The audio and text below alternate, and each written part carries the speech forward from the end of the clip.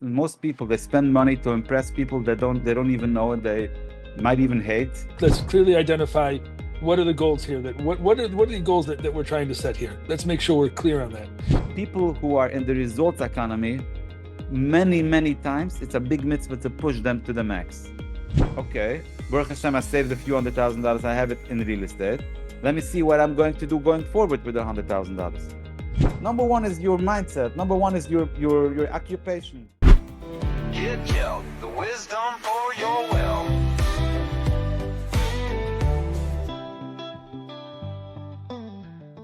Part of financial decisions have to do with how much we value the object that we want to buy. And you oftentimes have to make that decision. I can get cheap sunglasses for $20, or I can get nice sunglasses with a fancy title on them for $200-300. At what point do you make that decision? At what point do you justify that, what, this is something I want, and something that's going to make me feel better, or do you have to say every financial decision I make has to be tachlis? If I can save myself $180 and buy the cheaper sunglasses, that's what I have to do. Even though when I put those cheap sunglasses on, I'm just not going to feel as cool as I would if I had the other ones. Like, how does those values, and it's such an important question, how do those values play a role in our financial decisions that we make? At what stage do we acknowledge that it's okay for me to spend money because it's something I really want is going to make me feel better? And at what stage we say, you know what, it's just not financially responsible? How do you come to that kind of that conclusion? Something, the first thing is that the first question that I think people should ask is if you really want it or you just think it's cool because somebody else is gonna think that you're cool. Okay. Like, for me, it's perfectly legitimate to spend $100 on sunglasses so Shulam Friedman should think I'm cool. Right. But Baruch Hashem, for me, that Shulam Friedman thinks I'm cool anyway, so I don't have to spend it.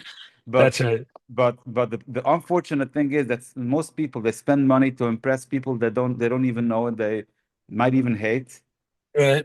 who might also be people that spend the money to make you to impress you. So Right. it's unfortunate. And so the first thing you have to think about it is, you want to be cool for whom? If you feel good with the sunglasses, then go ahead and do it. If you have the money, and it's a good conversation to have how much to spend, and it's not a black and white conversation. It depends for whom, depends on a lot of things. But the first thing that you should ask yourself is it you? Is it truly you that want that, or is it you're trying to impress somebody, and you don't care about that? Well, I want to tell you a good story. You want to say something first? I was just gonna maybe question what you're saying, because at the end of the day, there is a halacha that Talmidei Chachamim, Rabbanim who are in positions of leadership have to make sure that they are very well presented. We have to. There is some stage we have to acknowledge that we as human beings do judge other people on their appearance, and therefore I have to be aware of that if I'm in a leadership position. Even if I'm going, I have people that I interview, throughout the course of my work, and somebody who comes who's just not well presented. Now, of course, I don't mean if they're wearing clothes from Walmart as opposed to wearing clothes from Saks Fifth Avenue. That's not a fair judgment call, depending on the situation. Okay, if it's somebody who's going to be doing, more basic work and maybe just working in an office, maybe as long as they look clean and presentable, that's fine. But if I'm going to meet with somebody, let's say a Chaim Eckstein, who I am thinking about investing millions of dollars with, and Chaim Eckstein walks in and wearing clothes that clearly do not represent the type of lifestyle that I envision somebody like Chaim Eckstein should, it may make me wonder. So Chaim Eckstein, might say, what's the big deal? I'm happy to wear the cheapest clothes possible. I don't need to for me personally. But on the other hand, in order to make sure that the people I'm working with, I recognize are going to judge me on my appearance, I have to take that into account as well. So, there is a balance depending on Of the situation course, as well. but you're taking it to a different perspective now. Now you're talking about business. Now you're talking about a different subject. You're talking about the Rosh Hashiva. I agree with you, Shulam. You should be dressed like a normal. In Yiddish we call it Samgeneman. You should dress. Put your act together, clean. Um, uh, but to buy jeans that's ripped apart because you want to look cool. It's ripped apart anyway. I mean, it's not cool. And I always joke with my children that they ask me in the middle of summer, I went to Manhattan. So what did you see in Manhattan? I tell them, oh, the people are so poor in Manhattan. It's terrible. Terrible. They don't even have money to buy clothing. And even the few people who do have clothing, it's ripped apart. It's crazy. Right. So they think they're cool, but this is what I'm talking about. You're talking about a different Right. side. I agree with you. You should, in such a case, you present yourself as a Rosh Hashiva. You have a responsibility to attract honor to you, to attract the Right. Rechir. If you're a Right. business person, you deal with high level people that expect you to be dressed a certain way. It's a business decision. I get that. That's not what I'm talking about. I Right. make a business decision that because I want to deal with this I don't even know how many multi-millionaire Shulam Friedman, I'm gonna dress up. Right. But but you talk about sunglasses in order to be cool. You have to understand what are you Right. talking about? Right. Yeah, no, that's very fair. All I'm trying to say is that, you know, there's a balance. We have to think about what are my Agreed. actual values and who am I trying to impress, It's as unbelievable. opposed. It's such a boring podcast because we agree on this. We have to not. Okay, let's find something We we have to find a disagree on. subject that we can disagree. Before we Fair do enough. that, let me just tell you the grape juice story. Okay. You know the grape juice story? No. I I I completely relate to it. I hope that you're gonna relate to it too. It's not gonna be like I hope I'm not gonna have to explain the joke. Okay. So usually what happens is that when the father at home makes kiddush, after kiddush he gives grape juice to all the participants in the by the Suda, right? How much Hmm. grape juice does he give? Okay. So the way it goes is that one father will give a tiny bit little grape juice. Grape juice is a very expensive drink. You don't drink a lot of Right. it. You just drink a little bit for kiddush. Right. So the father distributes grape juice to the whole to all the participants of the Shabbos Suda, and everybody has a tiny bit of grape juice. This is how much he gives. Now the son grows up, and the son says, "I don't understand. What a frugal father I had. You can mine on, what? It's a little bit more grape juice. Okay, it's another dollar. Fine. Big deal. Why do you have to put into the children such a trauma from grape juice? One therapy session is more expensive than to give a bottle of grape juice to each child. Give them Yeah. normal grape juice. When I grow up and I'm gonna have my own children, I'm gonna do my own Suda, everybody gets a full cup of grape juice after Kiddush. Enough with that nonsense. Okay. Because it's a different generation. So Baruch Hashem, he gets married, he builds up his own family, and he has a beautiful Shabbos Suda, and everybody gets a full cup of grape juice. He is not like his father. He gives grape juice. Chachlili anai meyoin. Should be Yeah. like Yaakov told Yehuda, right? A lot of grape juice for everybody. He was talking about wine. Okay. So the Today's children, grape juice. so the children grow up and they don't understand. What a pazran, okay, you want to give orange juice. I understand. Grape juice. Why do you have to give so much? And then they see the grocery bill, how much grape juice costs. They say, you're not gonna be like Tati. When I grow up, when I'm gonna have my own family, my own Suda, I'm gonna give a little bit grape juice after Kiddush. Why do I have to drink so much grape juice? I don't understand. What is my father thinking? So, and this is what's happening. So the cycle basically goes generation after generation. You look at how much grape juice the father gives to the children. Usually it means that his father did the opposite. Did the opposite. This is the grape juice story. Is it the same as the sunglasses? Um, I think you were just talking about how we perceive others and expectations and so on. Right. But I want to bring you up another thing. I had a conversation with somebody who read my book. The book Hmm. is in Yiddish and in English. People, Baruch Right. Hashem, buy it, and I get great feedback. And somebody sends me such a message. I'm gonna a few of the details I'm gonna change, but more or less it's like this. Okay. The person lives in Brooklyn, let's say in Borough Park or Flatbush, wherever. Beautiful income. He likes what he does. He makes like I think like $300,000 a year, and he bought like a home in the Catskills, and then now he he never saved money. Let's put it this way: he never saved money. Soon he's gonna have to marry off children. He never saved money. He doesn't know what he should do. And then he was thinking, how about should I buy a home for myself where I live in Brooklyn? Moving away is not an option. Big family, all the children already settled in schools, and he has his parnusa there. Moving is not an option. What should I do? In a year from now or a year and a half, I'm gonna have to go out from my apartment. I have a rented apartment. I like my apartment, but I'm gonna have to leave. My lease is terminating and is expiring, and the landlord wants me to leave. Buying a home that I really need, the type of house, apartment that I really need for myself and my family, it's probably going to cost me $13, $14, $15,000 a month in mortgage payments. What do I do? Should I do that, or should I just rent and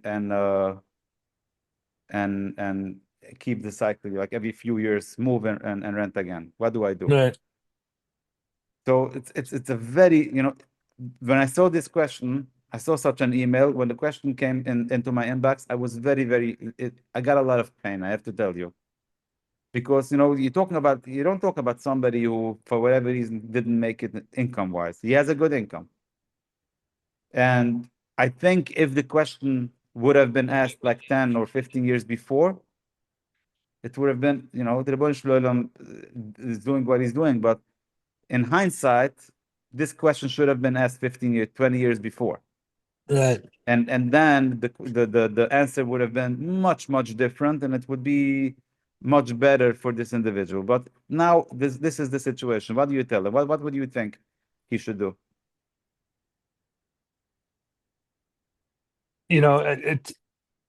I think it's a matter of sitting down and having. I'm guessing that you have to sit down and identify. So what are your priorities? How are you going to prioritize? I want to have my own home. I want to marry off my children. What do I do?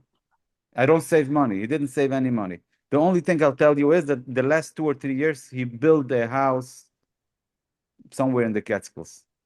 Right. So what do you do?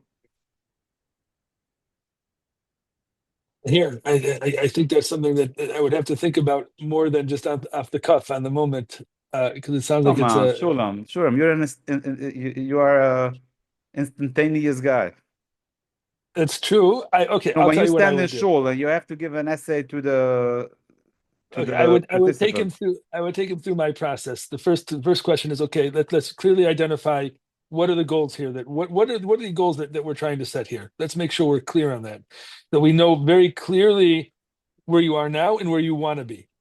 Okay. The next step is, so let's identify what resources do you have to get there. What resources presently exist, and let's look around So and see what we can I do can with. tell you first two questions. I want to do the right thing as far as my living is concerned, and I want to have money to marry off my children, my retirement, etc., etc. Okay. So Um, we so we've what? okay, that takes care of the goals. What Right, are the options? What options exist presently to get there? right.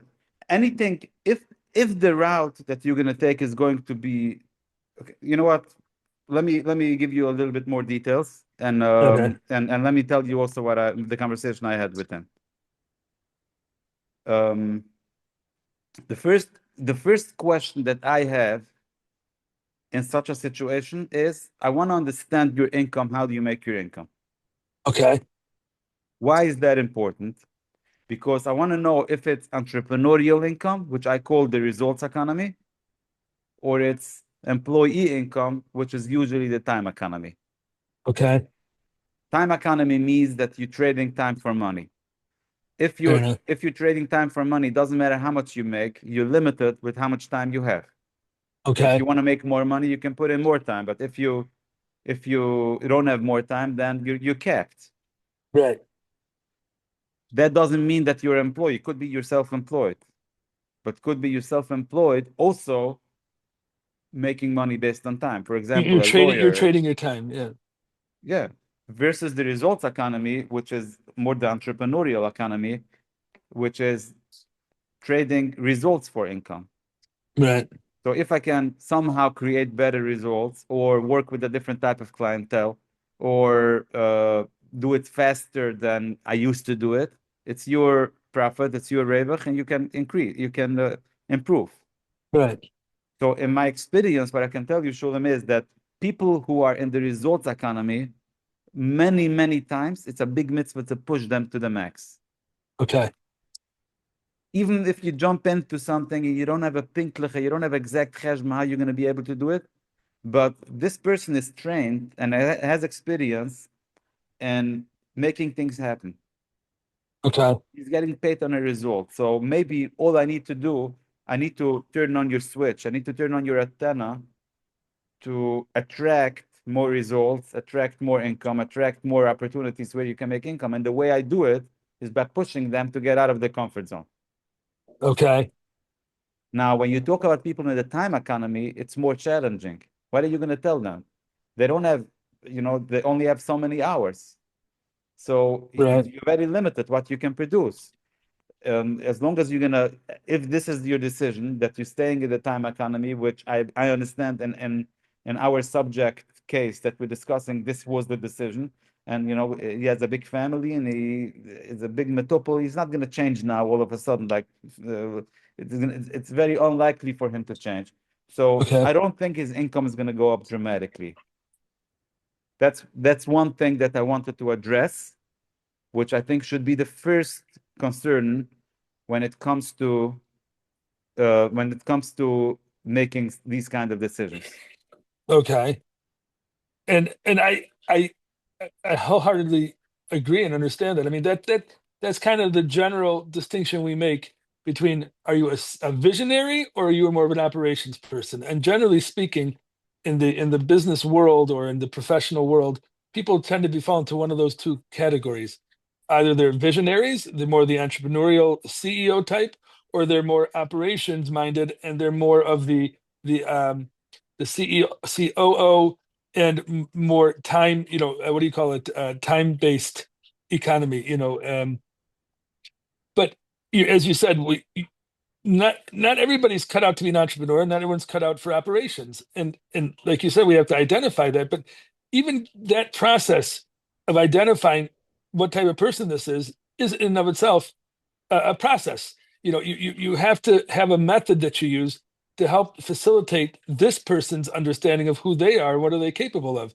To push somebody to become more entrepreneurial, if that's just not their personality, they're going to be miserable and very likely fail. Absolutely. And I So, understand where you're coming from because you are an expert in helping people identify their talents and their personality and what they're good at. right, And I know you're doing this with people who want to switch careers and people who are starting out. You have courses for that.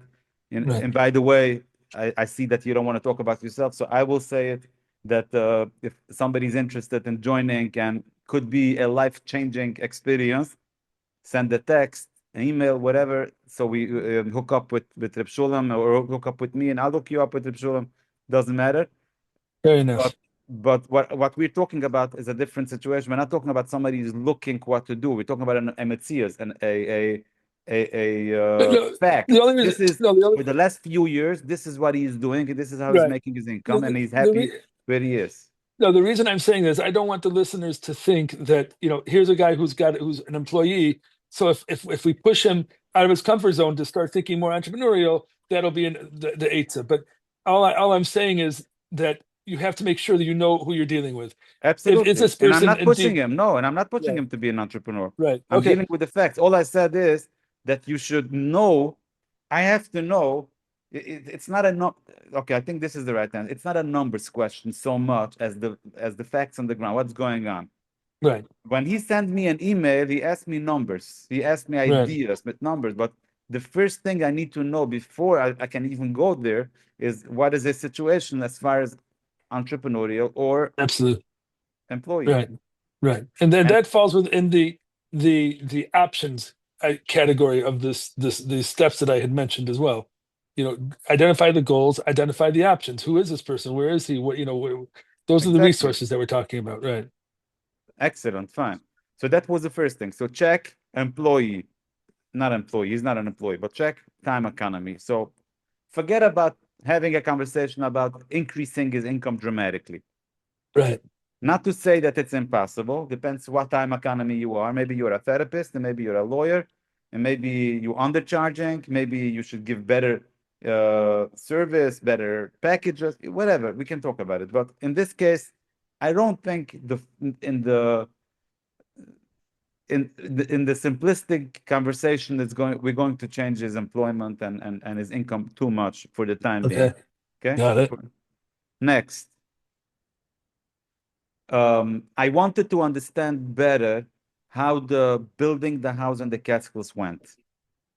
So this guy comes to me with a broken heart. I don't save money. I make good income, but I don't save money. And then expenses come, and I don't know where to start, and blah blah blah.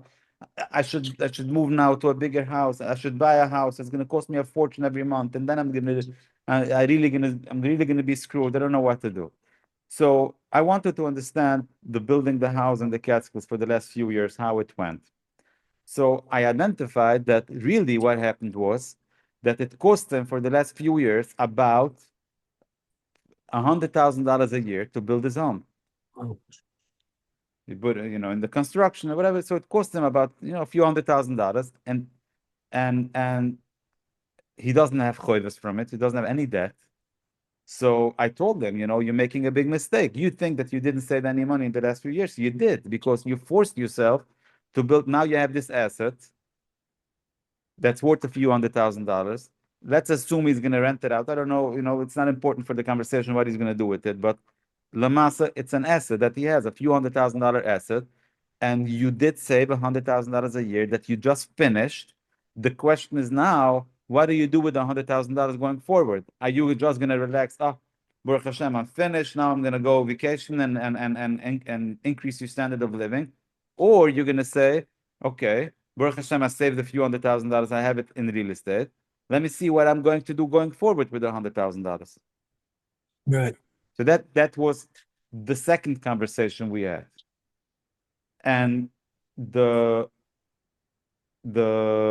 answer to this question depends on the third issue, which is buying a house to live in or not.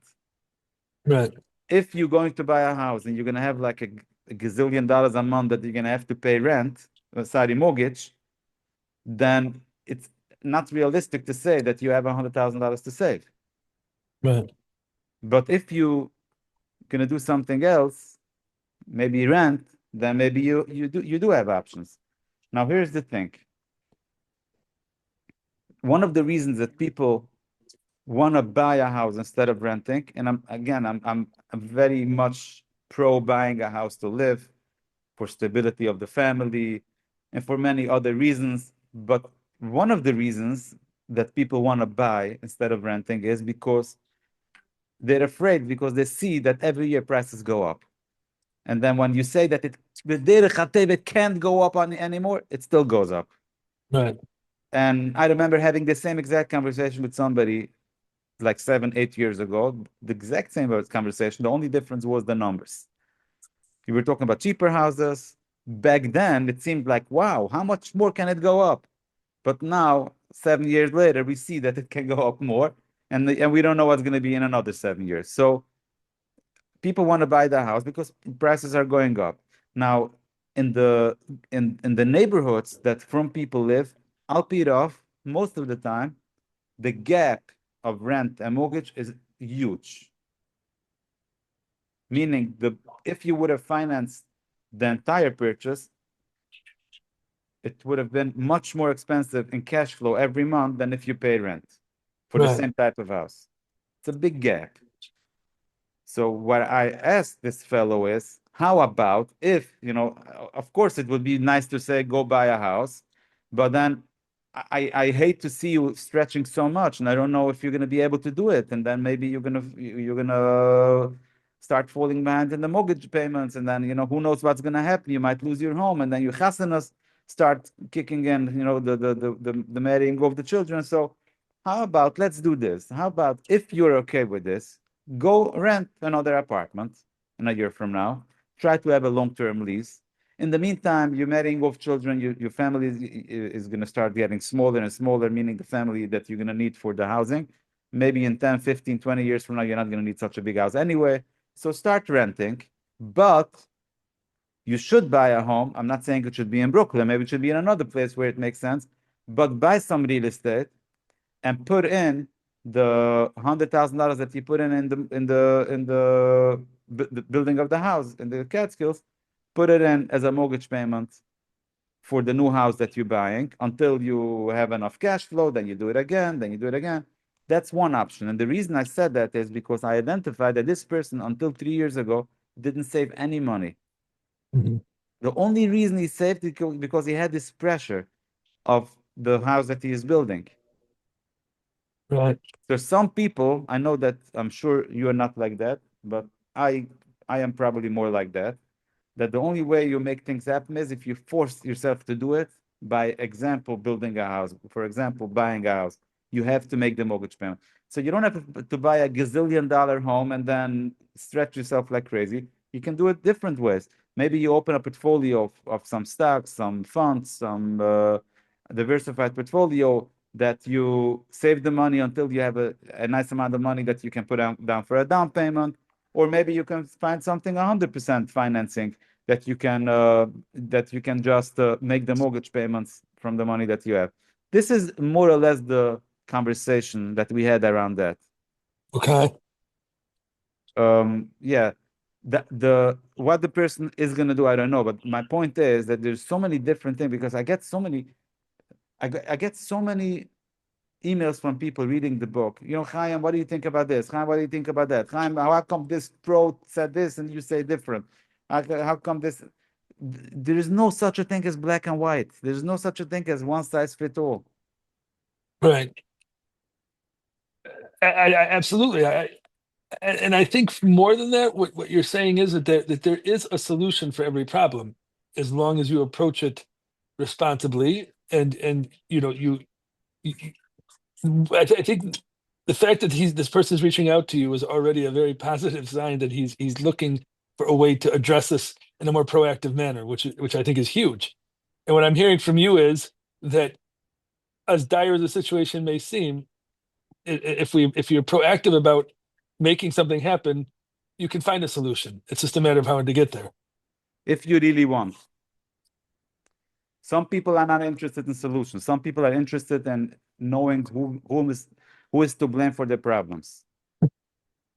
Well, that in of itself needs attention, and you have to kind of Yeah, but help the them. worst thing you can tell such a person is that it's your issue, deal with it like a grown up, approach it, face it head to head and deal with it. That's the worst Right. thing. They would rather want you to say, "Oi, yeah, I don't think you have a way out, never." You know, Right. in Yiddish we say, "Bis man ist gekommen auf der Welt zu lecken Honig." You know what that means? Yeah. You didn't come to this world to lick honey.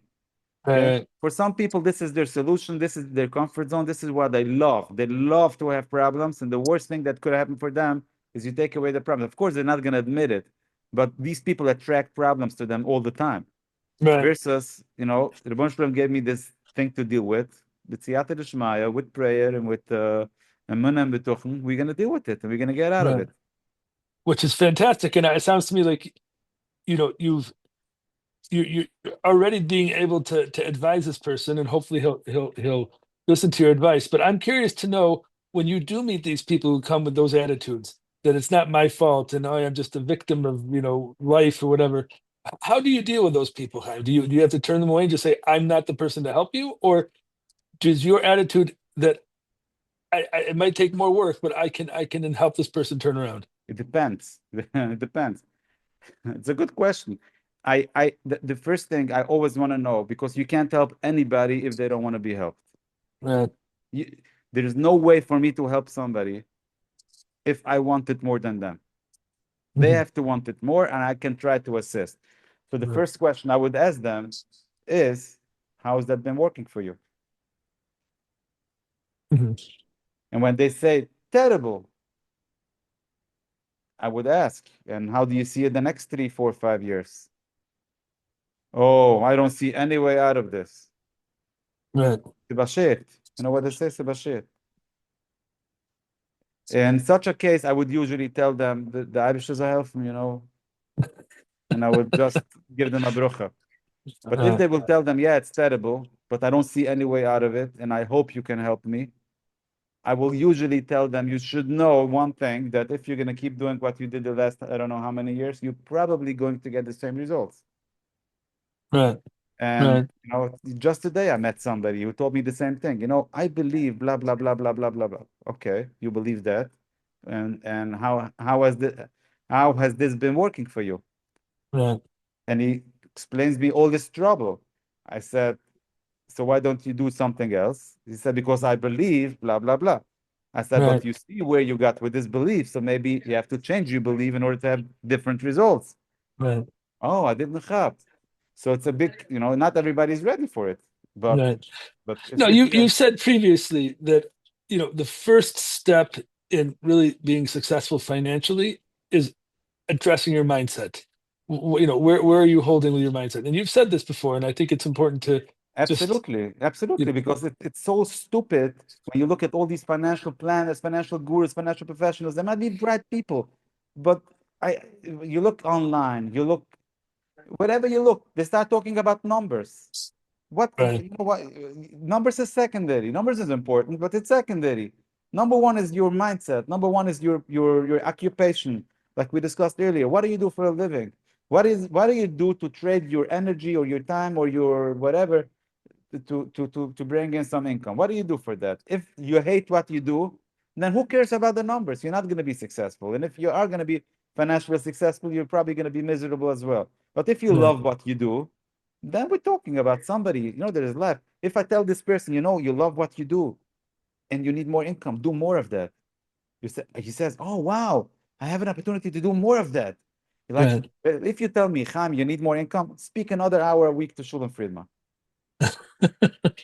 I would say, right, wow, how can I have 2 more hours?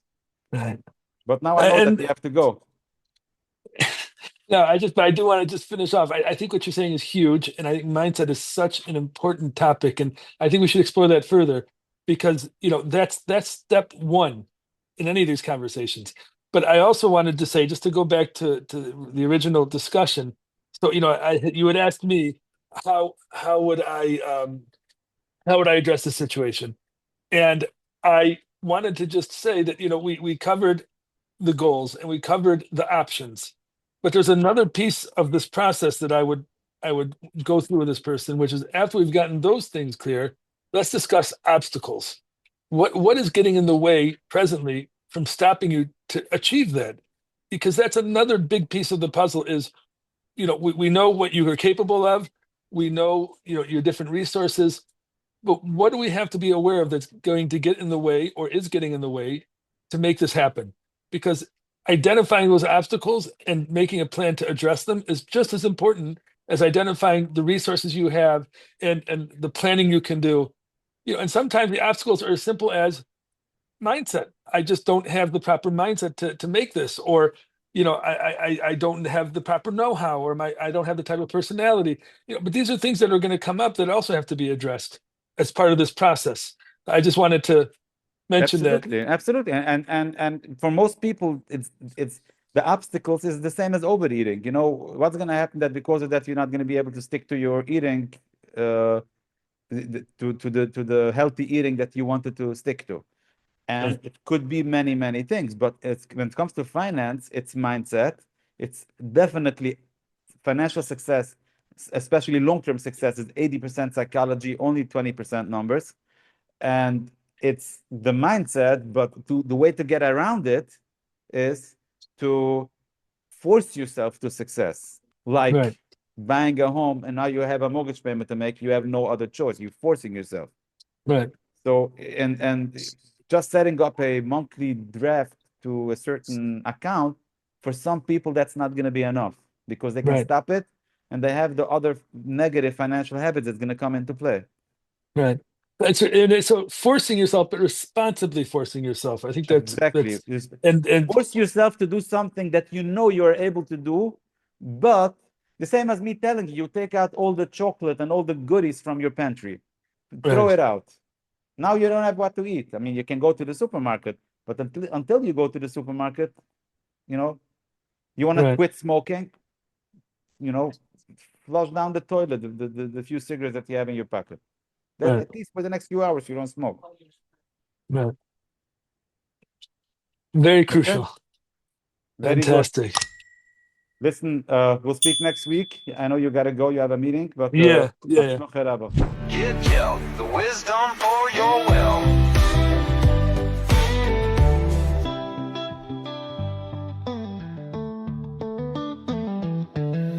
Get Joe the wisdom for your well.